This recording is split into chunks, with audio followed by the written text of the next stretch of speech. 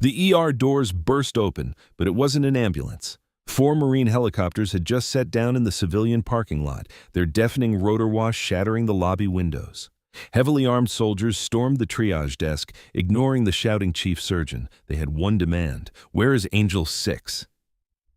The fluorescent lights of Riverbend Regional Hospital flickered, casting a sickly, sterile glow over the chaotic emergency room.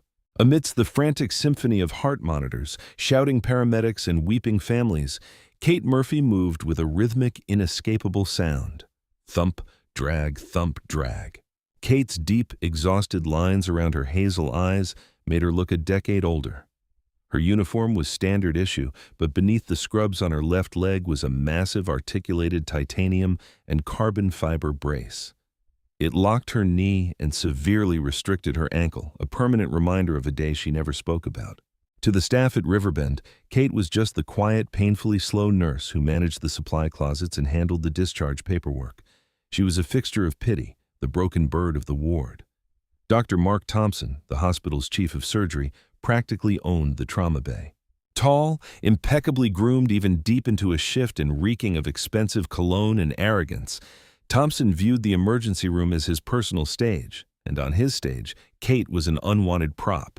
"Murphy," Thompson's voice cracked like a whip across the nurse's station. "Why are these IV bags not restocked in Bay 3? I have a ruptured spleen coming in, and I am not waiting on you to fetch my saline." Kate didn't flinch. She slowly turned, her face a mask of absolute neutrality. "The bags are stocked, Dr. Thompson. I placed them in the secondary warmer because the primary unit has a faulty thermostat. If you use the primary, you'll be pushing cold fluids into a patient in hypothermic shock." Thompson's jaw tightened. He hated being corrected, especially by a nurse and especially by her. "I don't pay you to play doctor, Murphy. I barely pay you to walk. Go to the basement and audit the surgical gauze. Stay out of the way. Tonight is going to be hell, and I can't afford to have a liability limping around my trauma bays."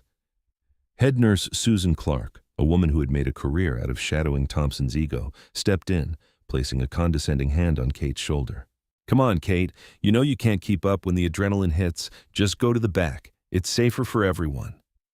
Kate looked at Susan's perfectly manicured hand on her shoulder. A flash of memory. Dust, the smell of cordite, the deafening roar of a heavy machine gun, blood slicking her hands as she packed a shattered femoral artery, ripped through her mind. She blinked it away. Her heart rate hadn't even elevated. "Understood," Kate said softly. She turned, her brace emitting its familiar mechanical click, and began the long walk toward the supply elevator.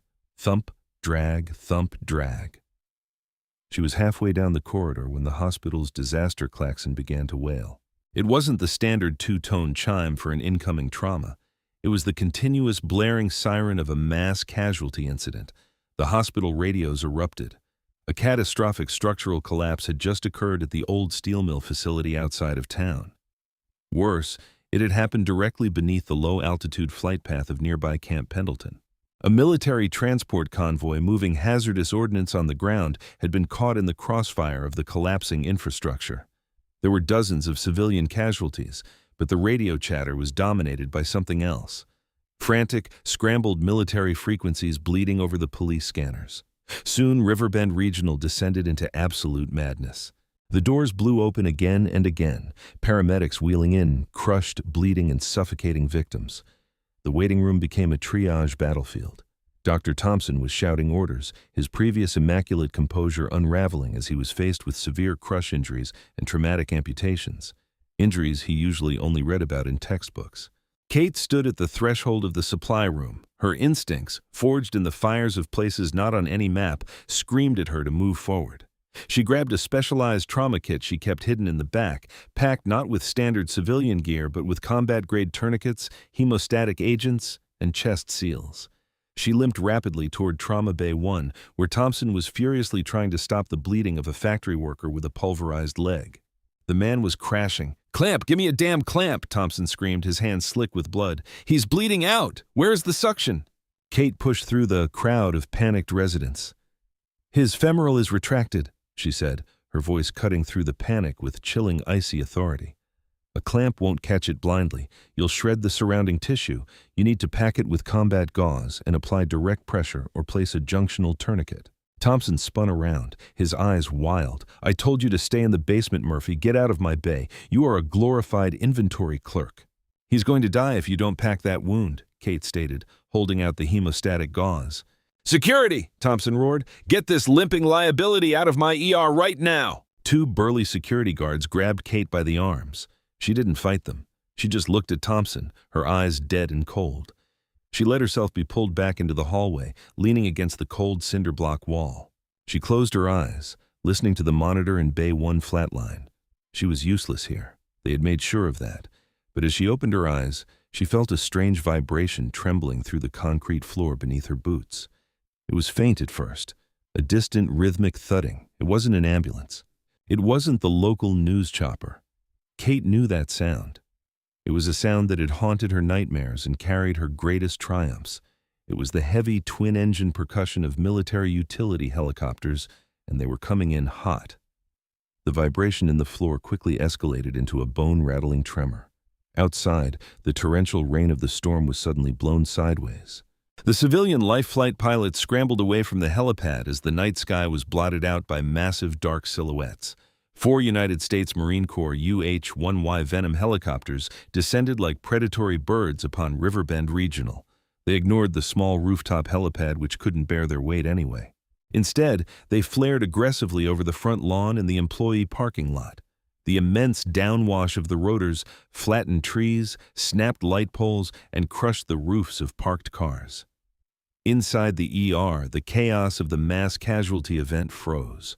Doctors, nurses, and bleeding patients alike stared at the shattered front lobby windows as the deafening roar of the turbine engines overpowered the hospital alarms. Before the rotors even slowed, the side doors of the Venom slid open. Heavily armed Marines in full combat gear poured out into the rain. They weren't moving like a standard medevac unit. They were moving with tactical precision, establishing a defensive perimeter around the lead chopper. From the lead aircraft, 4 Marines emerged carrying a heavy field litter. On it lay a man tangled in wires, blood-soaked bandages, and complex field stabilization gear. Walking beside the litter, barking orders into a headset, was Major Jack Hayes. His uniform was stained with mud and blood. His face a terrifying portrait of desperate rage. The automatic sliding doors of the ER had jammed due to the power fluctuations. 2 Marines simply drove the butts of their rifles into the glass, shattering the doors entirely and kicked the frames off their tracks. The wind and rain howled into the pristine lobby, carrying the smell of jet fuel and copper. The Marines charged into the emergency room, boots crunching over broken glass. Dr. Thompson, recovering from his initial shock, puffed up his chest and marched toward the advancing soldiers. "What in God's name do you think you are doing?" Thompson bellowed over the rotor noise. "This is a civilian hospital. You can't just crash through my doors with assault rifles. I am the chief of surgery, and you will—" Major Hayes didn't even break stride. He hit Thompson with a stiff forearm, shoving the arrogant doctor hard against the triage desk. "Shut up and listen to me, civilian," Hayes barked, his voice carrying the terrifying gravel of a man who had commanded men in the darkest corners of the earth. "I have a critically wounded Marine on this litter. His chest cavity is compromised. He has a ruptured descending aorta temporarily held by a Reboa balloon and a live unexploded 40mm high-explosive round embedded in his left flank." A collective gasp echoed through the ER. Susan Clark backed away in sheer terror. Half the nursing staff dropped what they were holding. Thompson went pale, stammering. "An unexploded bomb. You brought a live explosive into my hospital. You need to leave immediately. Call the bomb squad. I'm not letting my staff anywhere near that." "I don't give a damn about your staff," Hayes growled, stepping closer to Thompson, towering over him. "And I sure as hell am not letting a pampered plastic surgeon wannabe touch my commanding officer. We didn't come here for you." Thompson looked bewildered. "Then why did you practically destroy my hospital?" Hayes keyed his shoulder radio, ignoring the doctor. "Secure the perimeter. Nobody in, nobody out. We hold this ER until she gets here." He turned his glare back to the trembling hospital staff. "We are looking for Angel 6, Hayes demanded, his eyes scanning the room. "Where is she?" Silence hung in the air, thick and suffocating. The staff exchanged confused glances. "Who?" Susan managed to squeak out. "We don't have an Angel 6 here. We have a Dr. Phillips in pediatrics." "She isn't a doctor," a deep voice rumbled from behind Hayes. Corporal Mike Anderson, a towering Marine holding an IV bag over the wounded officer, stepped forward. "She's a combat medic, 1st Medical Battalion Special Operations Task Force. Call sign Angel 6. We tracked her civilian residency to this exact hospital. Bring her out now or my commander dies." Thompson scoffed nervously, trying to regain a shred of his authority. "Major, I know every nurse in this building. We don't have any special operations medics. We have suburban mothers and fresh nursing school graduates. You have bad intel." "The hell we do?" Hayes snapped, pulling a crumpled, blood-stained photograph from his tactical vest. He slammed it onto the triage desk. It was a picture taken in the dirt streets of an unnamed war zone. It showed a younger woman in desert camouflage, her face smeared with soot and blood, holding a pressure dressing to a soldier's neck with one hand while returning fire with a sidearm in the other. Susan leaned in to look at the photo, her eyes widened in absolute shock. She looked up, scanning the crowded, terrified hallway. From the very back of the corridor near the supply elevator came a sound. Thump, drag, thump, drag. The crowd of doctors and nurses slowly parted. Kate Murphy stepped into the light of the main ER lobby. She was no longer slouching. The exhausted lines on her face had vanished, replaced by an expression of cold, terrifying focus. She dropped her clipboard. It clattered loudly against the linoleum. Thompson turned, seeing who was approaching. "Murphy, get back in the basement. Are you insane? This is a military emergency." Kate ignored him completely. She walked straight past the trembling chief of surgery, her brace clicking heavily with every step, and stopped 3 feet from Major Hayes. The towering major looked down at the limping, quiet nurse who had been the punchline of Riverbend Regional for years. Slowly, respectfully, Major Jack Hayes snapped to attention and delivered a crisp, razor-sharp salute. Every Marine in the room immediately followed suit, the metallic clatter of rifles shifting as a dozen heavily armed men saluted the limping supply nurse, echoed through the silent ER. Kate looked at the wounded man on the litter. Then she looked back at Hayes. "I haven't been called Angel 6 in years, Jack," Kate said softly, her voice carrying a weight that made Dr. Thompson shiver. "I know, Kate," Hayes said, dropping his salute, his eyes pleading. "But Captain David Carter's time is up. The balloon is failing. The ordnance is stable for now, but no civilian surgeon has the clearance or the hands to do a blind aortic repair with live explosives in the cavity. You're the only one who survived the Helmand operation. You're the only one who knows how to do this." Thompson stepped forward, his face red with indignation. "This is preposterous. Murphy is a crippled supply clerk. She doesn't have surgical privileges. I will have you all arrested, and I will have her medical license revoked."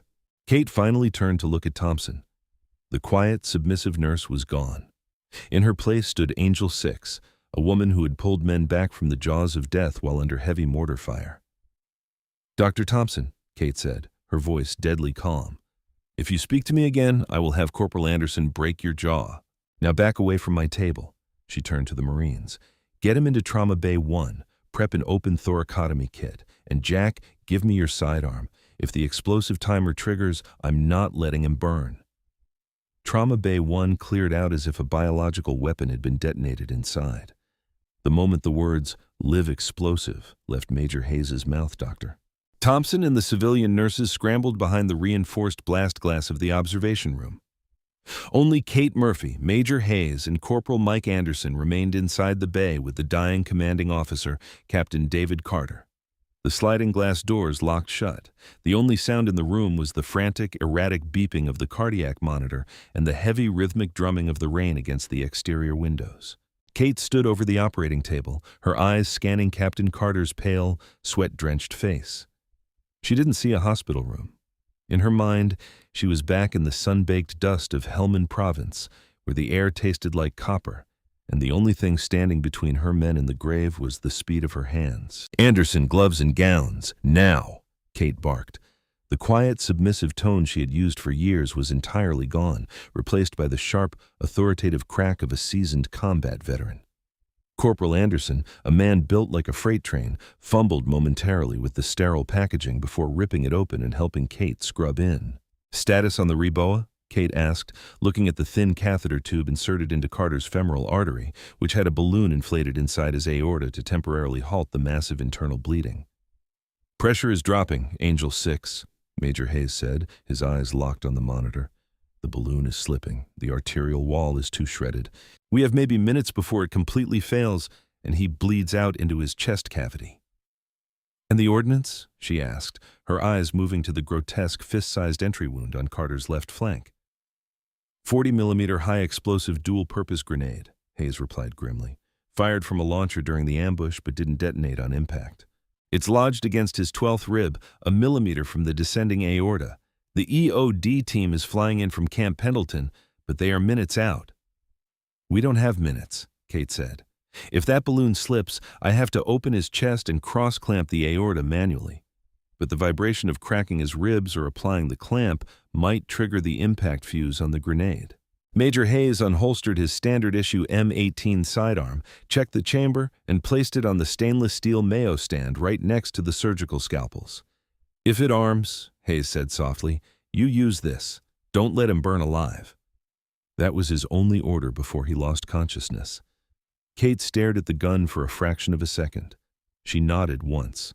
Anderson, you are my surgical assist, Kate ordered. Major, you monitor the vitals and handle the suction. When I tell you to pull, you pull. Understood? Yes, ma'am. The two hardened Marines replied in unison. Behind the blast glass, Dr. Thompson was frantically speaking into a wall phone, likely screaming for the police bomb squad, his face pale and pressed against the window. He watched in absolute disbelief as the crippled supply nurse he had berated daily picked up a number 10 scalpel with zero hesitation. Suddenly, the cardiac monitor shrieked a continuous high-pitched alarm. Blood pressure is tanking, Hayes yelled. The balloon failed. He's crashing. Time's up, Kate said. She pressed the blade into Carter's chest, making a massive sweeping incision from the sternum around the left side to the armpit. A classic anterolateral thoracotomy. Blood instantly welled up, thick and dark, spilling onto the floor.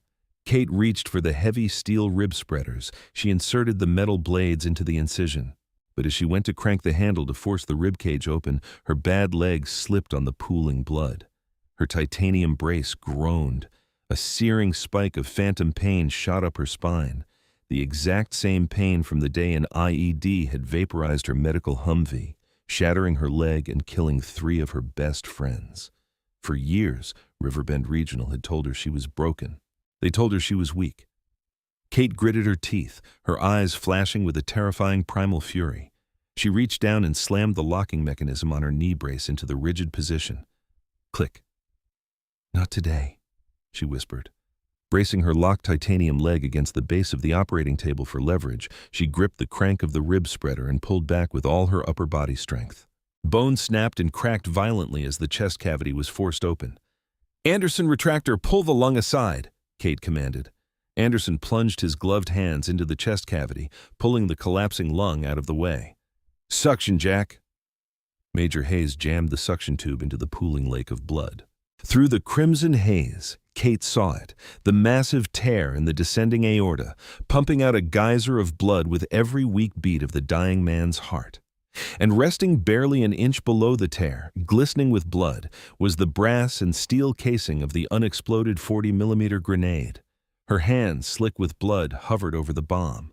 Her fingers were millimeters from the fuse. A single tremor, a single slip, and the room would be instantly vaporized. Behind the glass, Dr. Thompson actually covered his eyes, unable to watch. Kate's hands didn't shake. They were as steady as carved marble. She slid the heavy vascular clamp past the lethal explosive, her knuckles brushing the cold brass casing of the grenade. She found the artery above the tear. Clack. She locked the clamp. Instantly, the geyser of blood stopped. Clamp is secure, Kate breathed, her voice completely flat. Jack, push 2 units of O negative and hit him with 1 milligram of epinephrine. We need to wake his heart back up. Moments later, the flat line on the monitor stuttered. Then a slow, rhythmic beep returned. Beep, beep, beep. Kate looked up at Hayes. Sweat was pouring down the major's face, mixing with the dirt and blood of the battlefield. He looked at the nurse, awe radiating from his exhausted eyes. He's stable, Hayes whispered. You did it, Angel. Before Kate could reply, the ER doors blasted open again. 4 men in massive, heavily armored bomb disposal suits stormed into the lobby, flanked by more Marines. The EOD team had arrived. The lead EOD technician, a burly master sergeant whose name tape read Cooper, stepped into the trauma bay. He took one look at the open chest cavity, the clamped aorta, and the live grenade resting precariously against the spinal column. Then he looked at Kate, noting her steady hands and the locked mechanical brace on her leg. "Damn, Doc," Cooper muttered through his helmet radio. "You left the hardest part for me." "It's wedged tight, Sergeant," Kate warned, stepping back just an inch to give the man room. "The impact warped the casing. If you twist it, the friction might trip the internal detonator." Cooper nodded slowly. He pulled a specialized non-magnetic extraction tool from his kit. "All right, everyone who doesn't have a death wish, clear the room." "I'm not leaving my patient," Kate stated flatly. "I'm not leaving my CO," Hayes echoed. Anderson silently crossed his massive arms, standing his ground. Cooper sighed. "Marines, you people are insane." "All right, nobody breathe." For the next agonizing minutes, the trauma bay was dead silent.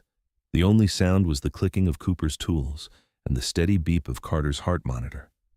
Kate watched with unblinking focus as the bomb technician delicately worked the explosive free from the shattered ribs. With a sickening schlick of tearing tissue, the grenade came loose. Cooper caught it smoothly in a Kevlar-lined blast pouch, immediately sealing it and handing it to his number 2, who sprinted out the back exit toward a containment vehicle. "Target secured," Cooper exhaled, lifting his visor to wipe the sweat from his eyes. "Incredible work holding him together, ma'am. You've got ice in your veins." "Thank you, Sergeant," Kate replied, turning back to the table. "Now, I need to suture this artery before the tissue necrosis sets in. Anderson, give me a 3-0 Prolene stitch."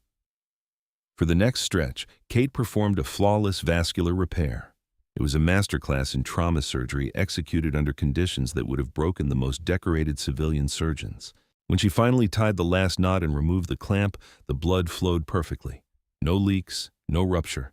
Captain David Carter was going to live. By the time Kate finished closing the chest and dressing the wounds, the storm outside had broken.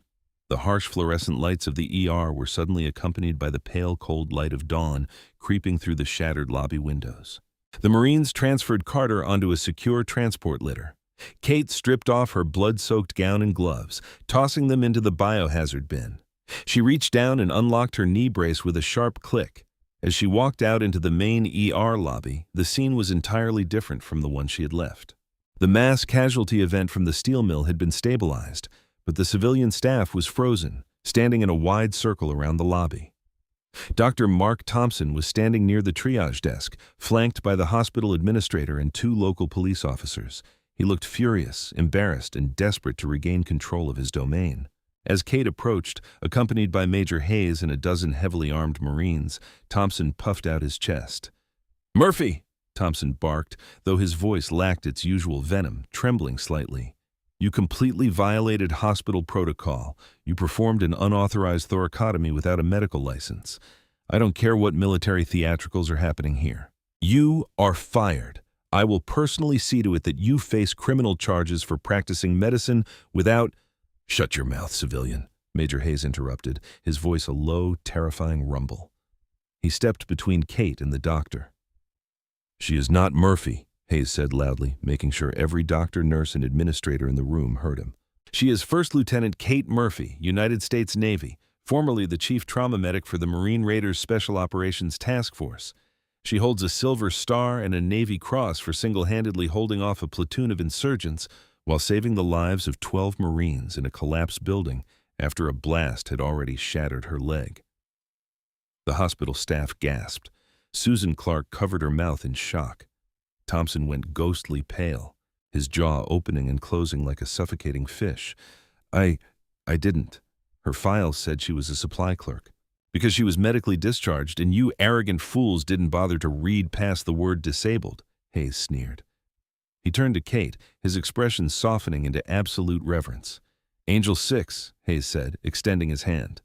"Captain David Carter is being medevaced to the surgical ward at Walter Reed, but my unit is shipping back out to Europe. We have a vacant slot for a civilian medical consultant.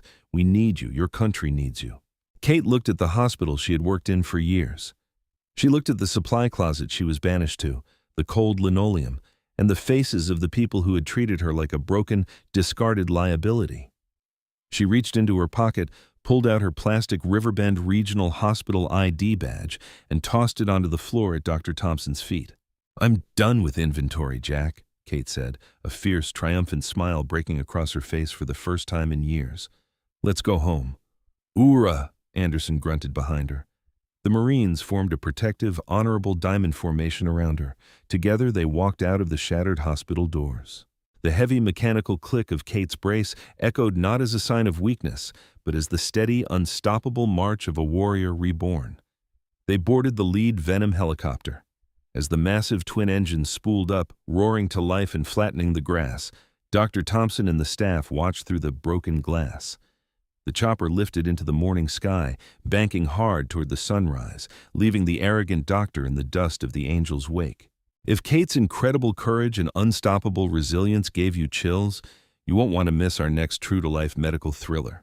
Hit that like button, share this gripping story with your friends, and subscribe to our channel for more jaw-dropping tales of unsung heroes who defy the odds. Drop a comment below. What would you have done in Kate's shoes? See you in the next. In the heart of Kate Murphy's extraordinary story lies one of life's most profound lessons. Never underestimate the quiet strength hidden inside those the world has already counted out. For years at Riverbend Regional, Kate was dismissed as nothing more than a slow-moving, broken nurse limping through the hallways, an object of pity rather than respect. Colleagues saw her brace and her quiet demeanor and assumed they knew her limits. What they couldn't see was the warrior beneath the surface, the combat medic who had once stared down death to save her brothers in arms. Kate reminds us that our greatest battles often leave invisible scars, and our truest power doesn't always come with fanfare or perfect bodies. Sometimes it arrives with a mechanical click in every step. True resilience isn't loud or flashy, it's the steady courage to rise when no one believes in you. Her story calls us to look deeper, to offer respect and kindness to every person we meet, because we never truly know the hero walking beside us. The next time life tries to convince you that your scars make you less, remember Kate standing steady over that operating table, hands calm amid chaos, proving that broken doesn't mean finished. If Kate's journey of courage and redemption moved you as deeply as it moved me, hit that like button right now. Share this story with someone who needs to remember their own worth, and subscribe to the channel for more powerful tales like this. Tell us in the comments, have you ever been underestimated or seen someone reveal incredible strength when it mattered most? We read every single one. See you in the next one, friends.